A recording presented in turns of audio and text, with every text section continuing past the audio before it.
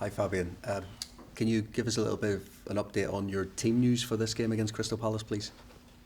So Diego Gomez, he will be back. He will be an option. Matvifa is close. Yasin Ayari is unfortunately out for the game. I think after his foul he suffered in the game against Everton. He had a small shoulder issue. It's nothing big, but for this game he will be out. How does that leave you and your approach for this game?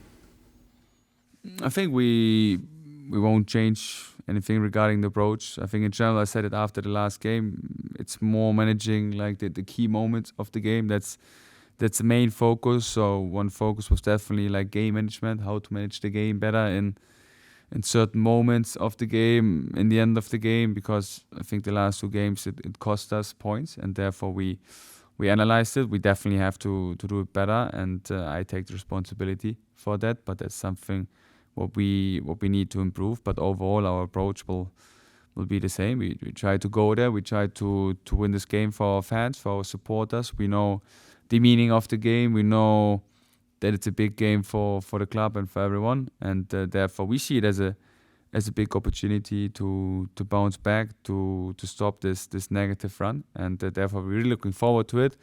We're looking forward to this game and for this challenge, and we are ready for that.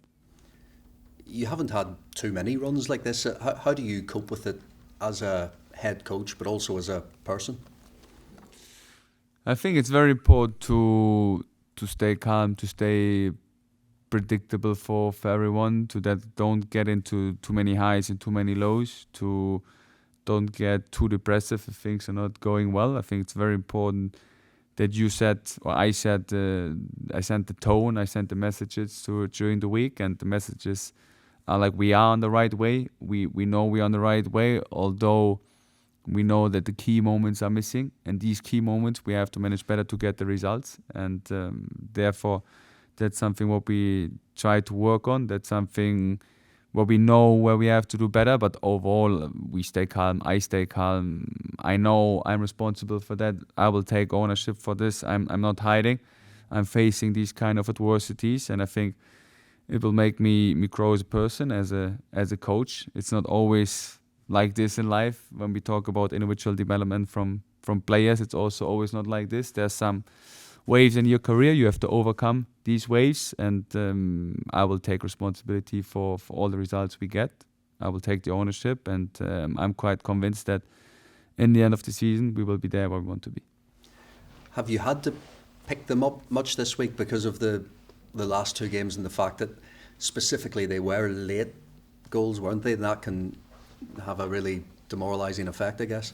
Definitely, but we have a really good group of characters, of personalities, and they are frustrated, disappointed, but I think it doesn't take for so long that they are back on a trip of being positive, trip of looking forward for the next game, because in the end we can't change the past. The past is done now. We have to focus on the next opportunity, on the next game, and therefore we have like great characters, great personalities in our team. They're honest to each other. They hold each other accountable.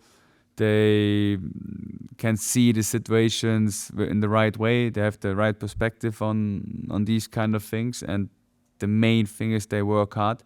They show the right effort in the training. They show the right reactions, and we're all quite convinced that in the end, if we keep working hard, if we keep sticking to our things, we will get the rewards for that. With the transfer window now closed, how do you assess Brighton's January window?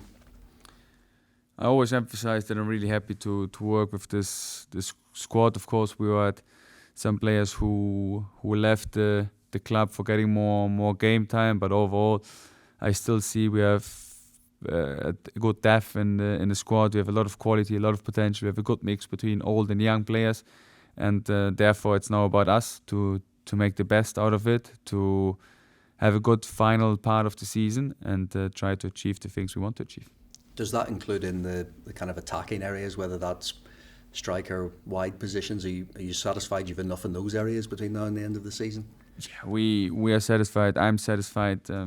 We have a I have the daily exchange with the persons who are responsible for that, and therefore we all know that we have a strong squad, and now it's about performance. Now it's about getting the results we want to have, and for that we have the squad. We have the squad to achieve the things we want to achieve, and therefore we go for it. Thank you. Hi Fabian, you said that at the end of the season you will be where you want to be. What does that look like?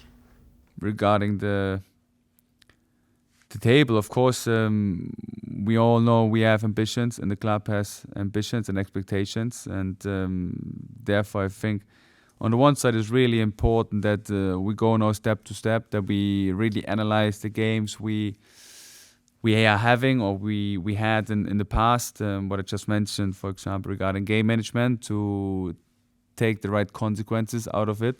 But on the other side, you always need to have like a vision where you want to go, a long-term thing, because this you promise yourself to never give up, and you see where you want to go, and therefore we know the ambition from the club, and therefore we know that some small things are missing for getting the right results. If we get them right, we all convinced that we get the results we need, and then we are there where we want to be.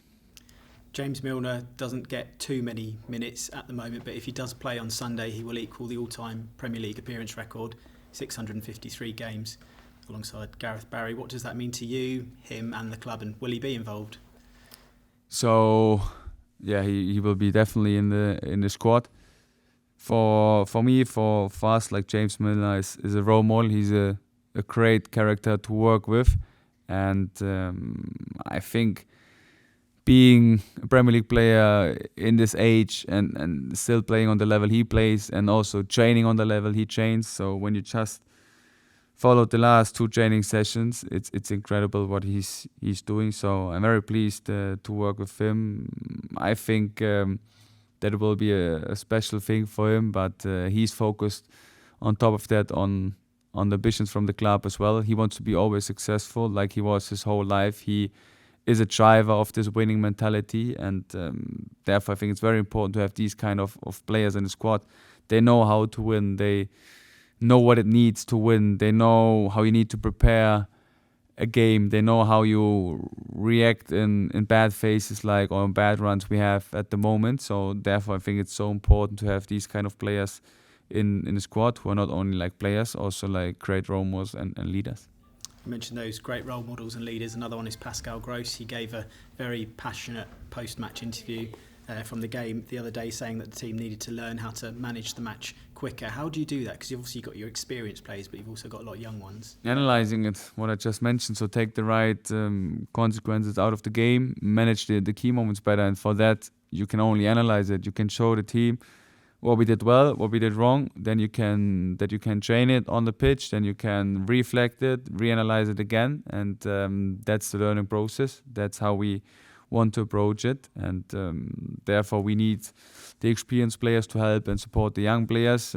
We as a staff, I'm as a coach, we need to hold like the players accountable for doing the right things, and that's how we will do it, and then we are convinced that we get the right things out of it. It's been a busy time for Crystal Palace on and off the pitch. What have you made of their first part of the season? Yeah, I think they're a very stable team, although they're not on a great run like us. I think they're always in the games. They make the games very tight. They always have like good chances. They play well. They seem to be a very compact team. I think we all know Oliver Glasner, what he's capable of doing with his team. So we're looking forward for this challenge. We were looking forward for this opportunity to bounce back, and then it's really about focusing on us.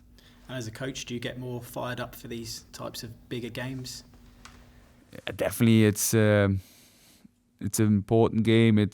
There's a big meaning in this game, not only for us as a team, also for the supporters, for the club. I mentioned it beginning of the press conference that we want to give this win for the fans. I think they suffered a lot in the last weeks, and that's our responsibility to promise that we are fully committed, to promise that we give everything, and then we are convinced that we can get the win.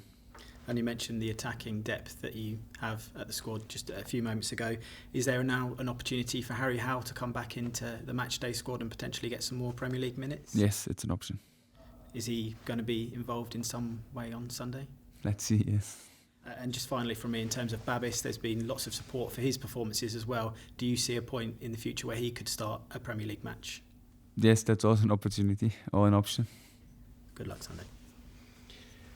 Fabian, did the availability of people like Harry Howe, Solly March potentially in the future, did that come into your thinking about allowing Brian Gruder to go out on loan? How did that conversation go? Was it very much driven by the player? I think it was driven by both. I always emphasize that the club has to decide what is best for the club, and then having like an exchange with the player, and then also regarding the development from the player, what is best for the player, what is best for the future. And I think we have enough options in an offensive part of the game. We have Harry Howe, we have Babis who didn't play a lot and who still or have a lot of potential to start a game for us. So therefore we have a lot of options. We still have a Minte who's getting back now more and more into his shape. So it's always like to figure out what is best for the club, to figure out what is best for the individual development from the player. And then we try to make the right decisions, and that was the ongoing process with Brian as well. We wish him all the best for his loan at Leipzig, and we try to focus now on the players we have here, try to give them more game time, try to develop them, and try to get the best out of them. You've also got back Matt O'Reilly. What impact can he have? Obviously, he's a player that you actually let go out on loan at the beginning of the season. Just talk us through that decision to bring him back and what he can offer you. He can offer us like experience. He's an experienced player. He can offer us a danger in the opponent's box because he's a great player to attack the opponent's box. He has a very good left foot. I think that's another big advantage. He's very good in playing in the pockets. He has a good understanding of the game. And therefore we are pleased that he's back, because he's not only a good player, he's also he has a good character. He's fitting to our values, to our principles. He's a good add-on for our culture, and therefore we are pleased that he's back. In terms of the January transfer window, Brighton don't normally do a lot of business. Crystal Palace spent over £75 million. How do you look at that in terms of like other clubs? Does it even come into your thinking in terms of what you might have available to you, or like the moves that other teams are making to try and boost their squads the second half of the season? No, honestly, like I'm not jealous. Like I'm really happy with the squad we have here. I'm focusing on my squad. I'm focusing on our process. I'm focusing on our development. We know we still have a lot of work to do, but we also know that we have a lot of potential in the squad, and I have a lot of belief, and I think that's the main thing. The belief I have into this group to achieve the things we want to achieve is unbelievable high, because I see them working together. I see how they support each other, how they hold each other accountable, how they just behave with each other, and therefore I think this togetherness is sometimes more important than spending a lot of money, because in the end I think mentality, togetherness can beat individual quality, and that was always the way from Brighton. That's what we try to do as well. Last season you had a couple of runs where you went on really good results and positive fixtures. Could this be the perfect catalyst, a game against the rivals? I know lost both the games last season, so is that nagging in the back of your mind as well as the players perhaps?